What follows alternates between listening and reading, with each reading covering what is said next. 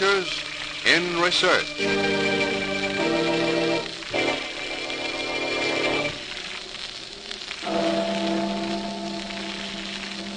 My watch is 10 seconds fast. Well, maybe the clock is slow. Oh, no. Why, that's Big Ben.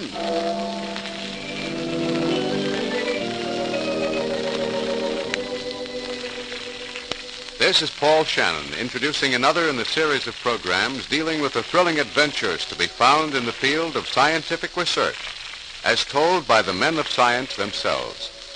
And here is your guide along the way, Dr. Phillips Thomas, research engineer of the Westinghouse Research Laboratories. Thank you, Paul. Hello, everyone. This is the story of a clock, not an ordinary everyday clock, but a deep-voiced friend, strengthener, and counselor to many people throughout the world.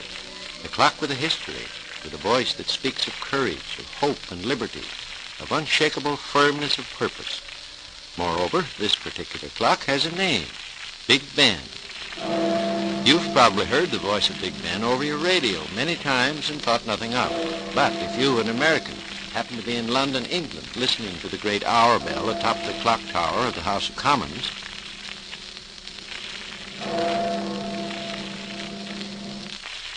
My watch is 10 seconds fast. Well, maybe the clock is slow. Oh, no. Why, that's Big Ben. Well, so what?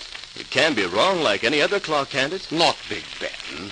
Why, people all over the country, throughout the British Empire, in fact, set their watches and their lives by Big Ben. Say, maybe you can tell me. How come it's called Big Ben? It's a funny name for a clock. And how long's it been there? Centuries, I guess. Hardly. It wasn't christened until 1859. And even then it was done as more or less of a joke. Well, sounds like a swell story. Let's hear it. Well, it all began, really, after the burning of the old Houses of Parliament, around 1844. While the new buildings were under construction, Parliament decided that a clock should be a permanent feature in the design. In fact, as one member put it, and furthermore, it should be a noble clock, indeed a king of clocks, the biggest the world has ever seen, within sight and sound of the throbbing heart of London. Brave words and a big promise, which proved to be somewhat difficult to fill. The best clockmaker in the country was called in, given instructions. Now here are the specifications. The new clock must run for 8 days, show the time on 4 dials, each to be 30 feet in diameter. It must strike the quarter hours on 8 bells, and strike the hours on a bell weighing 14 tons.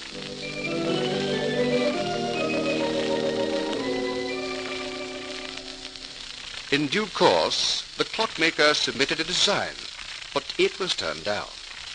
2 years of wrangling followed. Finally, the House appointed the Astronomer Royal, George Airy, to obtain designs and estimates. He was a man who was not easily satisfied, and 2 of his demands staggered the clockmakers. And in addition, the first strike of the hour bell should register the time correct to within 1 second per day. 1 second? Furthermore, it should telegraph its performance twice a day to the Greenwich Observatory, where a record could be kept. Any comments, gentlemen? Such a standard may easily be reached by observatory timepieces working under ideal conditions, that's true. But it's another matter for a clock whose hands are exposed to wind and weather. Such a demand is impossible. Utterly impossible. Nevertheless, those are the conditions, gentlemen. Such a clock could and should be made. How or by whom, I am unable to say at this moment. It is not impossible.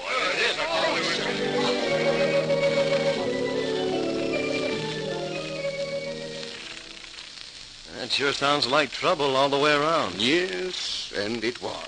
The matter dragged on, the clock experts insisting it was an impossibility, the House of Commons still wrangling, and the public waiting for their clock.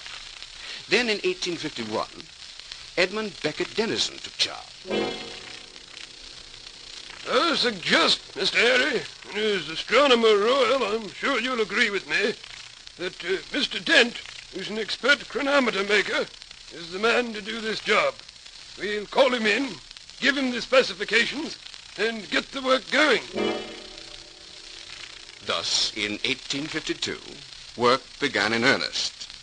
But more trouble was ahead. I regret that for family reasons, I, George Airy, am forced to resign my post as Astronomer Royal. The death of Mr. E.J. Dent, chronometer maker, is announced.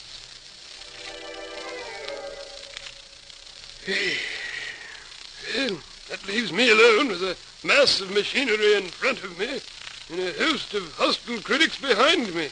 A nice spot to be in, all right. Now, what happened next?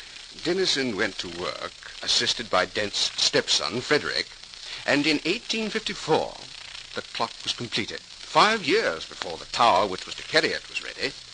So, for years, the clock lay in the workshop, continually watched and tested. One problem, however, remained unsolved, the costing of the 14-ton hour bell.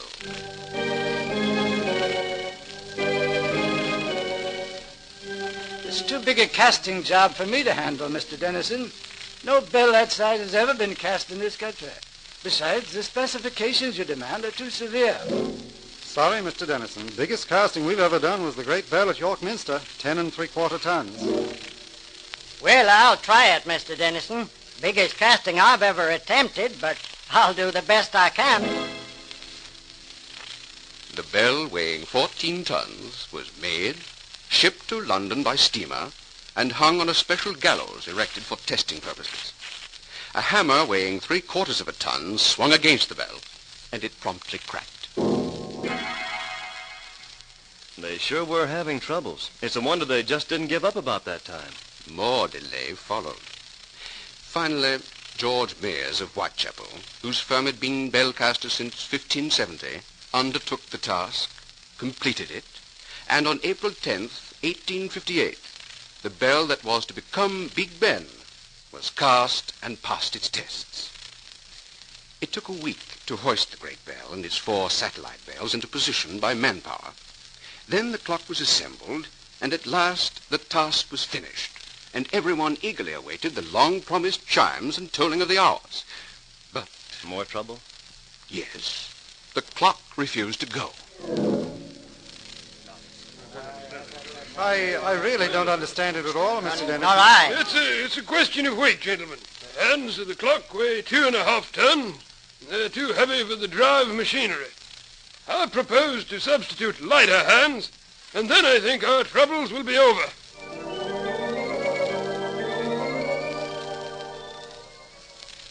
On May 31st, 1859, 15 years after Parliament decided there should be a clock in the new house, Big Ben came into his kingdom. But there was still one last problem.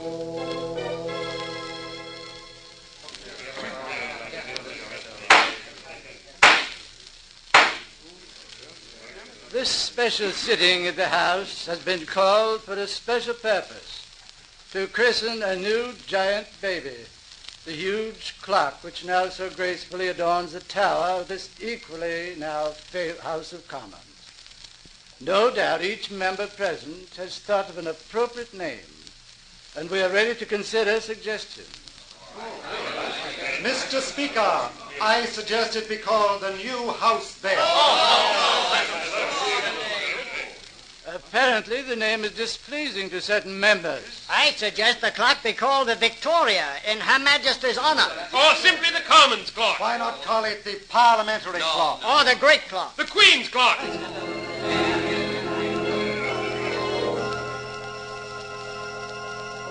Throughout that hot summer afternoon, the name suggestions and the wrangling which followed each suggestion went on until finally...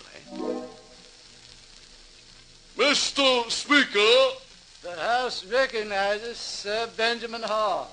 Mr. Speaker, members of the House of Commons, sirs, we are gathered here to christen the most important addition to this historic house, within whose walls much... Oh, may as well settle back. Big Ben's got into his stride. Yes, he'll talk for an hour, I'll wager, and say nothing at all, the old windbag. No wonder they call him Big Ben. Simple to find a name which will be both suitable and dignified, as befits such a noble clock, a veritable king of clocks.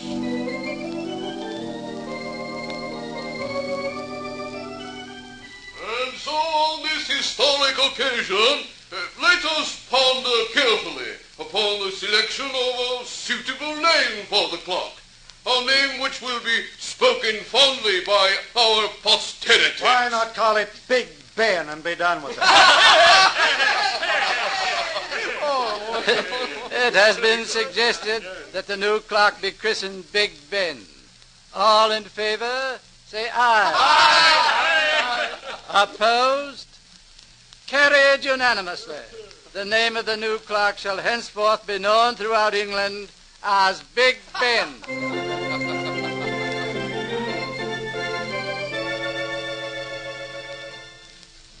So that's how Big Ben got its name, after Sir Benjamin Hull.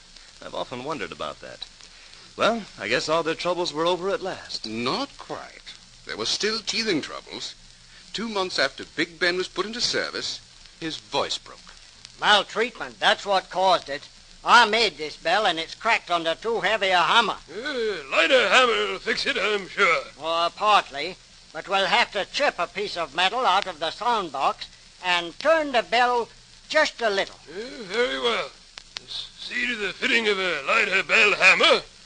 Give the bell about 1/8 of a turn. See what that does.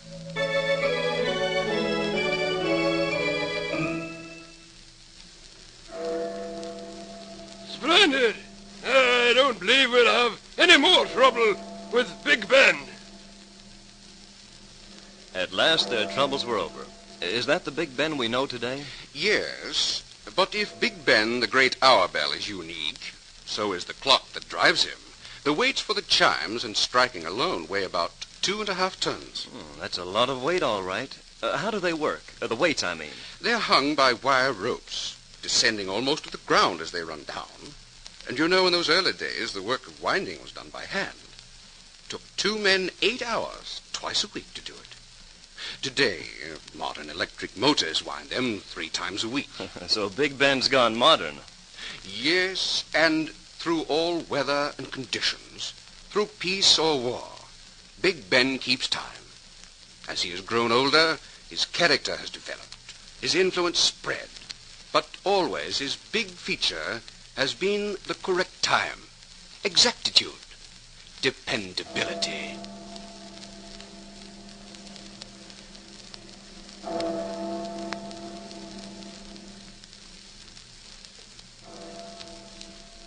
With the coming of radio, the voice of Big Ben has spread farther afield. His voice is heard in the far-off corners of the earth, in the backwoods, the lonely islands, on ships sailing in distant seas, deep, sonorous tones that seem to say, "This is Big Ben calling. Time to check your watches."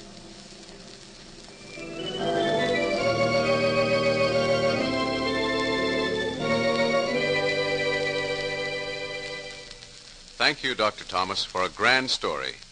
The history of England's world-famous clock, Big Ben, was told by Dr. Phillips Thomas, research engineer of the Westinghouse Research Laboratories.